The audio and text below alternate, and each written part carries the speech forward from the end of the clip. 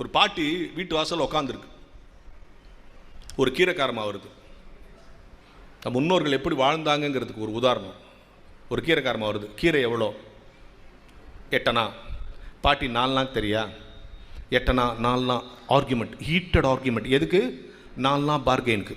கடைசியில் அந்த பாட்டி தோற்று போச்சு, அந்த கீரைக்காரமாக தோற்று போச்சு. சரிம்மா 4 நாளுக்கு தான் கொடுமா. ஆனால் இந்த பாட்டி 4 நாளுக்குன்னு ஒரு 4 கட்டு வாங்கிடுச்சு. இந்த கீரையை கொடுத்து இந்த பாட்டிக்கு எழுந்துச்சே, தப்புன்னு மயக்கடிச்சு விழுந்துச்சு. உடனே இந்த பாட்டி தண்ணி தெளிச்சுட்டு உள்ளே போய் காஃபி சூட வச்சு கொடுத்து, தனக்கு வச்சிருந்த 2 இட்லியை கொடுத்து, சூடாக 2 தோசை ஓட்டு கொடுத்து, இன்னும் காலையில் சாப்பிட்லையா, இந்த மாதிரி சாப்பிடாமல் இருக்காது, மத்தியானம் சாப்பிடுன்னு கையில் ஒரு 30 ரூபா கொடுத்து தான் பழைய புடைய ஒன்று கொடுத்து அமிச்சிச்சு.